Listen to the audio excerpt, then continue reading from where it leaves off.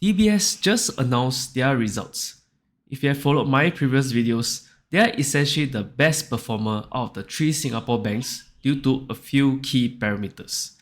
In this video, we will go through their results and talk about the big news of CEO Piyush Gupta stepping down after 15 years of service in DBS.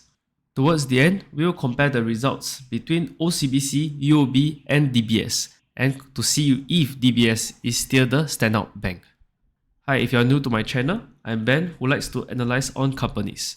If you like my analysis, you can also comment below on what other companies you would like me to analyze on next. Thank you, and let's continue with the video. Looking at their key highlights, return of equity came in high at 18.2%, which is much higher than the other two banks of around 14%. Let's take a look at their balance sheet to see more in depth into their income results. If we see the year-over-year results, the results is very good. Total income increased by 9%, while the profit before allowance increased by 6%. However, their allowance actually went up by more than 100%. Allowance are essentially money set aside due to the risk that lenders that took the debts might have a chance of not being able to pay back. However, good thing is that if the lender is able to pay back, this allowance can be put back into the profit. If we look at the Q-over-Q results, last quarter was the record high. Surprisingly, DBS still continues to record higher net interest income and fee income, which are the two main incomes for banks. The drop from this quarter was due to lower trading income, which is acceptable because it's very volatile. Thanks to the last two quarter results, overall come in at record high for income and profit. Moreover, they expect their profit to continue growing per the management outlook. Another item to note is that 5% of the expenses came from Citi Taiwan integration. Hopefully, we will see this go down once everything has been stabilized. Surprisingly, even though UOB and OCBC have started to experience drop in net interest margin, DBS seems to be unique as they did not experience that. Not only they did not experience a decrease, they increased instead, leading to higher net interest income. Like I mentioned in my previous earnings, with the purchase of Citi Taiwan and growing India market, DBS is expected to continue to grow their fee income. Another factor to take into consideration is that with Singapore being more politically stable, it has benefited Singapore banks with more inflow of money from overseas to keep their fortune. These factors had led to higher wealth management for the last two quarters. Therefore, for their net fee and other non-interest income, it comes in at 1,888 million, which is high considering last quarter was their highlight. This equates to about 34% of the total income, and later we will compare this number with UOB and OCBC. Moomoo has reached out to me with an attractive offer for viewers. They are a user-friendly platform which I have been using, and now there's a good promotion. By using my link below for the sign up, there's an attractive starter kit for you guys. By depositing $100 and making just one buy trade, you guys will get $20 of cash coupon.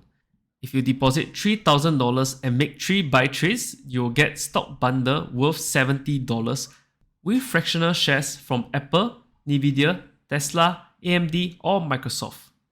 Making $10,000 deposit and 8 trades will get you $210, so on and so forth.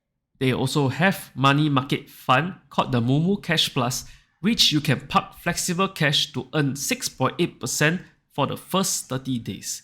Not bad for a month of return for your flexible cash.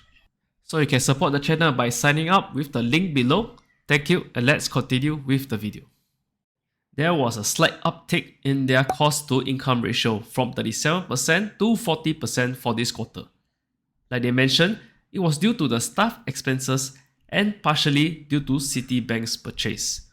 However, it should not be a big issue as long as their overall profit continue to grow. In the long run, if their income growth continues to grow higher than the growth in expenses, the cost to income ratio will naturally come down. So for this slide, it shows the consumer banking group and wealth management performances. Year over year is very good growth, and you can see it was partially driven by Citi Taiwan Group. That's why year over year profit increased by 16%, while their asset under management is at a record high of 396 million. Banks are similar to companies where they will always look to grow. Therefore, with their dividends payout ratio at only 50%, they can constantly invest the remaining income to grow their businesses. Non-performing loan is at a decent level of 1.1%, so it's not a very big concern. For DBS, their CET1 ratio is at a very big value of 14.8% with additional Tier 1 of 0.6%. This means currently, even with the higher dividends given and the expenses for Citi Taiwan integration, their capital are still accumulating due to their record earnings. This is good because this means that there's potentially more capital for growth or rewarding shareholders. With that, they have declared similar dividends at 54 cents. For the past 2 years, they have been giving special dividends. So depending on the remaining last 2 quarters' performance, we might see special dividends again this year. The management have been constantly mentioning about adapting to be resilient to interest rate drops. Even though market volatility and geopolitical tensions have caused uncertainty, they have been doing a good job in hedging the loans. That's why for the net interest income sensitivity, it has dropped from 18 to 20 million per basis in 2021 to just 4 million per basis point. What this meant is that for every 0.25 cut in interest rate, instead of experiencing a drop of 18 million in the income, they will only now experience a drop of 4 million. This is very similar to how REITs hedge their loans during low interest rate environment. Overall, they expect mid to high single digit growth in profit for the year. If you look at this overall table comparing the 3 banks, DBS non-interest income portion has dropped to 34.44%, but it's still higher than the other 2 banks. ROE is still way higher at 18.2% compared to the other 2 banks at around 14%. Non-performing loan is at a decent level of 1.1%, while CET1 ratio is at 15.4%.